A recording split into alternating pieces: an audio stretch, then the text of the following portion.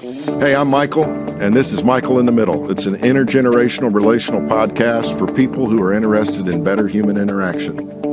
I'm glad you're here.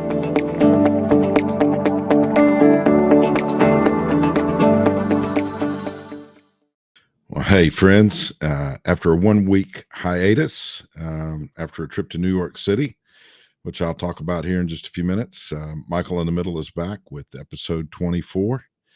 And wow, a lot can happen in a couple of weeks, and grateful for all the feedback that we've gotten from the episode that we did, episode 23, which was out a couple of weeks ago with our three sons.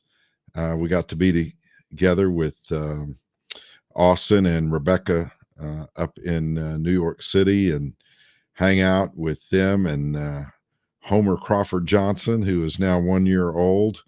That little guy is just an absolute blast. If you're able to watch this episode via YouTube, you can see a picture of him there. What a delightful little guy. His favorite word so far, apparently after Mama and Dada, is hat. He says hat a lot. He likes to wear hats. And so I'm wearing one today in his honor, and thinking about some really good times that we had up there in Brooklyn and other parts of New York City. Boy, it's a place that has a lot of people, a lot of buildings, a lot of concrete, a lot of steel, a lot of bridges, a lot of trains and cars and trucks.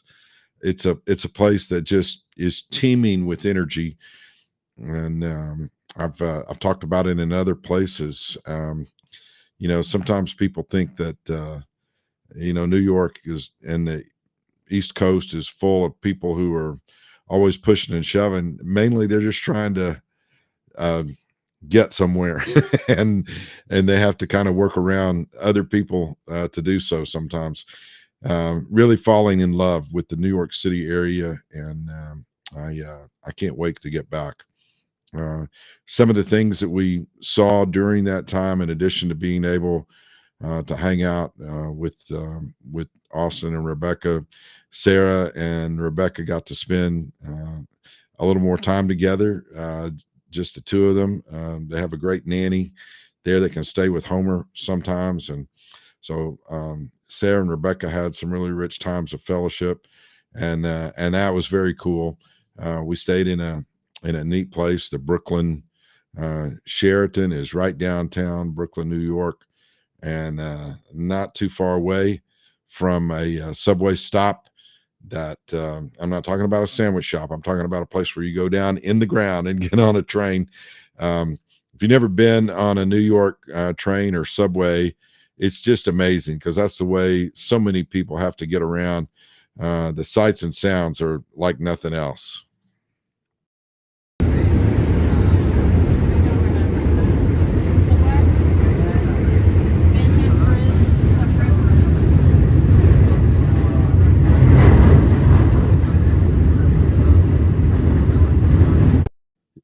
You can be above ground 1 minute and below the next. We spent a fortune on Uber rides. I think I counted Japan, China, Haiti, Dominican Republic, and then there was India, Bangladesh, and Egypt, as I recall. With those who were carrying us around, we took a trip up to the north side of Manhattan, far north Manhattan, actually Riverdale, New York, where Manhattan College is, and we're able to take in a basketball game up there, courtesy of our friend Josh Pittman, who's the director of basketball operations at Manhattan College. They were playing Iona, coached by the very famous Rick Pitino now, who's coaching at smaller colleges these days. But the ride up was very interesting. Our friend Mohammed from India had a very nice Cadillac we happened to be able to be lucky enough to get into for the ride up. It was not quite 20 miles, and it took over an hour and a half. And at one point, it was very quiet in the car, and Sarah and I were talking, and I leaned up and I said, "Well, Mohammed, if we weren't in the car, what would you be listening to?" And here's a sample of what that ride was like on Friday night a week ago. ऐसी भी क्या दीवानगी दीवानी हो तुम होशमी जाने मन जाना जाना छोड़िए फिर सताना हम इस जन्म में कब तक चले तुम्हें हमसे हुआ है प्यार हम क्या करें Really fascinating to talk to people from these different cultures. And one of the things that I came away from that trip to New York was you're not going to have a real long time to lay out life stories and all of that. You're going to have a few brief moments, and I think in each case, I wanted to make sure that I was kind and that I was interested in their story as much as telling them mine. And I just have to say that my heart is drawn toward New York, and I can't wait to go back and meet some more people from different parts of the world, because apparently New York is still that place where people just pour in and try to find their way and do their thing. And you know, I can't say enough good things about it. It was a wonderful experience. Sarah and I went with Rebecca. Austin had to be at work on Friday afternoon, and we went down into Lower Manhattan and took in the sights and sounds of the area where the 9/11 attacks occurred back in 2001. It's amazing that over 20 years later, you can still feel the sense of awe and to a certain extent even reverence. Um, there's identical memorials where the two World Trade Center towers formerly stood, and the names of the people who perished in each of those towers is inscribed in the sort of countertops that go all the way around. The stone etching in those squares is just it's just very very interesting and humbling. Um, there's uh, there's great shopping across the way in a World Trade Center, I think they call it, area of shopping, and it's overwhelming building. Really, the arches in this building, and then you get down on those ground floors, and it's like a regular mall. Um, but so big, and then you walk outside and you look up at the new tower that's been built, kind of symbolically, not so much out of defiance, but just a reminder that there's a resilience in the American people and the people of New York City, and this amazing building that stretches to the sky. Just pretty well overwhelming in a lot of ways. On Saturday, our son Austin, who is a part of the cast of Saturday Night Live, had to be at work. I don't know, 12:30, 1 o'clock, whatever it was in the afternoon, for some final rehearsals. And I had planned to just stay behind with Sarah and Rebecca and Homer, but I recognized that Austin was going to have about a 20 or 30-minute walk to the subway, and then another 20 minutes on the ride in to Rockefeller Center. And I just said, "Hey, I'll go with you." And this is a shot. Again, if you're watching, you can see us there on the train. And it was a great time to be together with our son in that way. And we got down to Rockefeller Center, and Austin went on in to NBC Studios and reported for work. And I began to walk around that general area. And Rockefeller Center, if you've ever been there, it's a really iconic skating rink that's available. I don't know if it's year round or not, because it actually does get really hot in New York City during the summertime.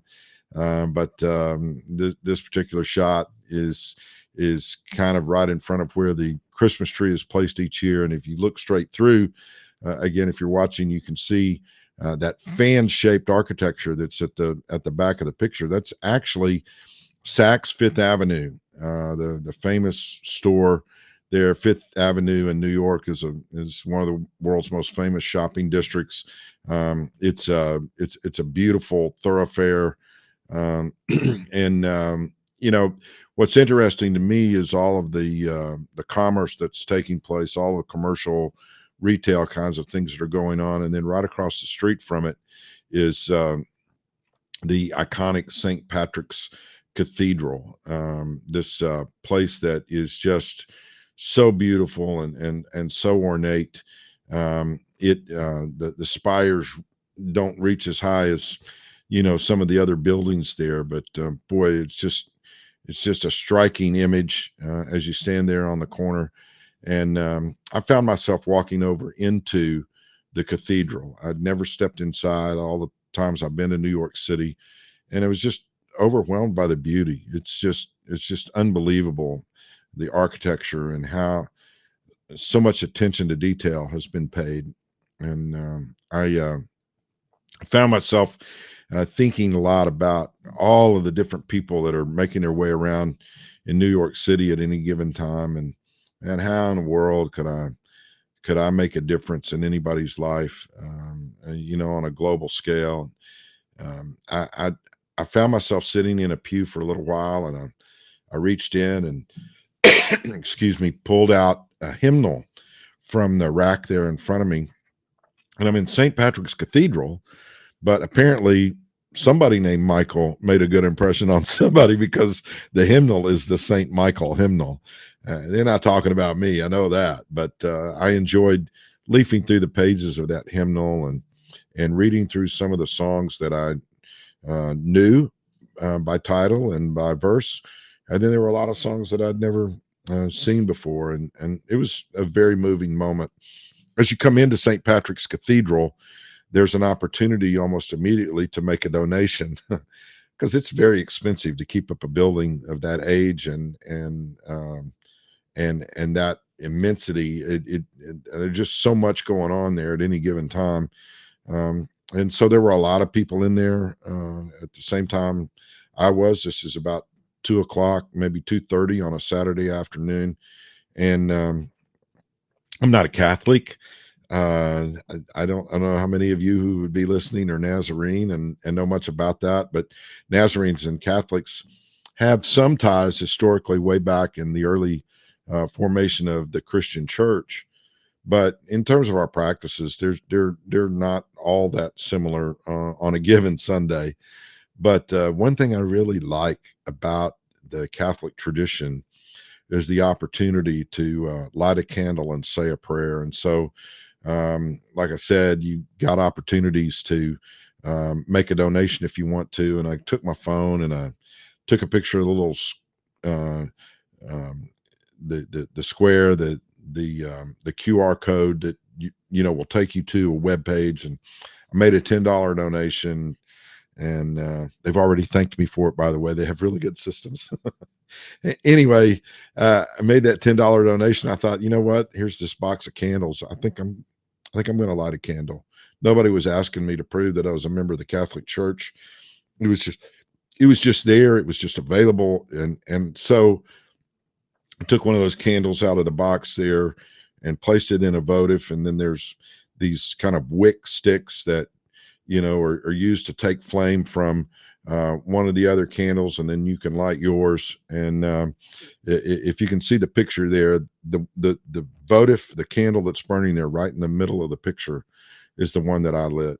And I found myself deeply moved by the opportunity to pray for my family and to pray for our sons and their wives and their kids, and in particular, I mean, because we're there in that huge city, and Austin and Rebecca are going to be raising little Homer there for a good part of his early life, for sure. And I found myself praying for the city of New York, and all those people that bump into each other, and people that we were meeting that I might not ever see again. And man, I was just kind of, I don't want to say I was overwhelmed, but I was deeply moved by the experience, to stand there in a place that was somewhat foreign to me, by experience, but it felt very familiar in terms of where my heart was in that moment.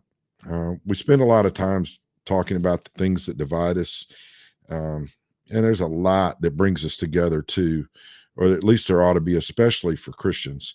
And so I'm thinking a lot about that. I can't. I've said this several times. I maybe can't change the world, but maybe I could change the world for somebody. And that was one of the prayers that I was praying. Lord, help me when I encounter somebody today and tomorrow and all the tomorrows that are to come. Um, Help me be an agent of your grace. Help me be somebody that helps the person that I come in contact with feel a sense that somebody is for them, and that person is God. That person is Jesus. Um, you know, I I don't mean to get too preachy here with this podcast or even in this particular segment, but well, we can spend a lot of time thinking about things that we don't like about somebody else. But I just have to remember that if I truly believe, the Bible, that we're all created in the image of God, and that we need to offer dignity and worth to every person we come in contact with. That won't mean that we always agree on everything, but it will mean that we offer dignity and respect to people.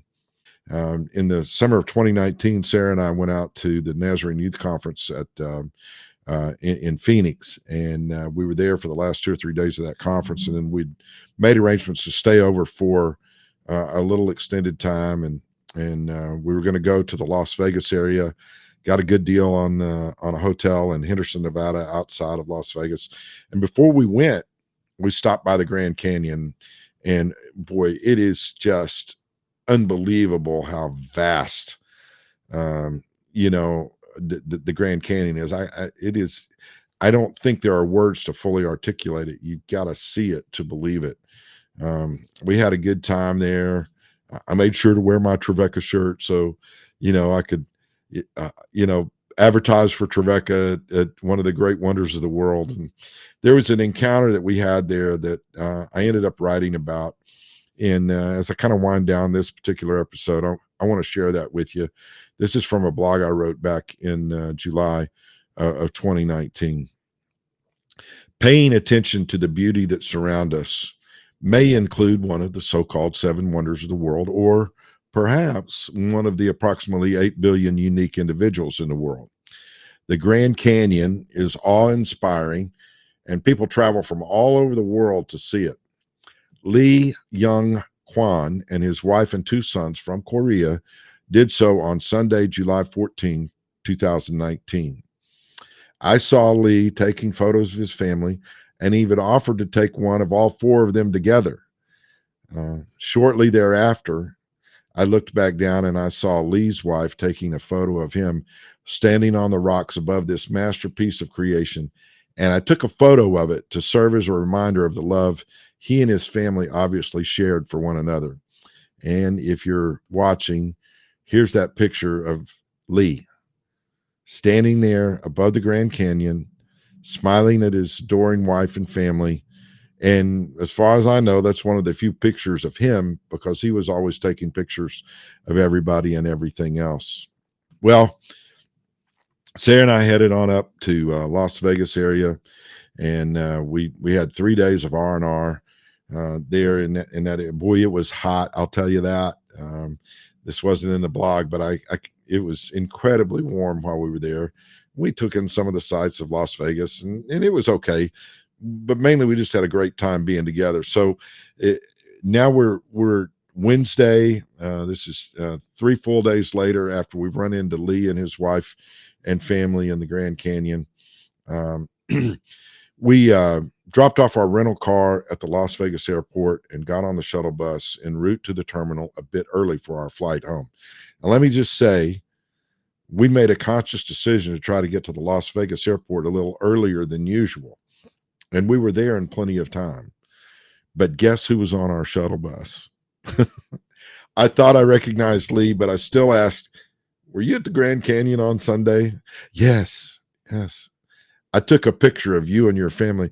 Oh, yes, yes, thank you. And I took this picture of you too. Not you two, the singing group, but you, comma, too.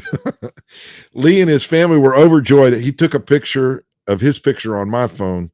We exchanged business cards. And although my plans to go to Seoul, Korea in February of 2020 were short circuited by the COVID outbreak, I hope Lee and I meet again someday. Chances are I may never see Lee and his family again, but I saw them twice in 4 days. That's a 1 in 8 billion chance. So here's what I want to say to you. You may think the odds of your situation or the situation of someone you know and love, you may think these odds are not stacked in your or their favor, but I'm here to tell you, this is what I believe. God knows your name. God knows their name and has a picture of y'all in his phone. Maybe that's a little corny, but I believe it's true. I want you to be encouraged and encourage someone else with an act of kindness that may be as simple as paying attention. You never know who you might run into. That's what I want to leave with you today. People are all around us. We see people all the time. We see people in mass. We see people in groups. We even see people in smaller settings. We see their bodies. Do we see their souls? Do we see them as precious in the sight of God? I'm pretty convinced that one of the best things Christians could do. There's a lot of talk about people who are turning away from the church and organized religion, and honestly, maybe one of the reasons most often cited is that people who leave see things in people who say they believe and follow after God, but they don't see and sense a feel of actual caring. I want to close with a quote from one of my favorite books from 30 years ago. A guy named Ken Gire, Gire, wrote a book called Windows of the Soul, and it remains a very important book in my life. I won't go into detail about it right now, but excuse me, it's a book about finding what it is that you are gifted to do and chasing after that. It's just a great book. But here's a quote from Ken Gire, Windows of the Soul, that relates to what I'm talking about in terms of seeing others and taking time to notice them. Here's what Gire said. I know a wheel is starting to fall off when the meal I'm preparing becomes more important than the people I'm preparing it for. When my work becomes more important than the family I'm working for to support. When a point I'm making becomes more important than the person I'm making it to. That's how I can tell I've lost the still axis. When I lose sight of what's more important, when I lose a sense of the sacredness of another human being, especially the human beings closest to me, especially the ones in my family. I want to close with this. Michael in the Middle is designed, as it says in the opening, for people who are interested in better human interaction. And I usually close with something like this. I hope you find yourself getting in the middle of doing something good for someone else, because it won't just be good for them. It'll be good for you too. You, comma, too. Not you two, because we still haven't found what we're looking for, right? Oh my goodness. I think it's time to cut it off. Thanks for being here with me, and we'll see you next week. I'm excited about what we're going to be able to bring to you based on the schedule for next week. That's about all the teas I can offer for you, but I think it's going to be a good one. Thanks for being in here with me, being in the middle of making life better for other people. I think it's important, and I think we're making progress.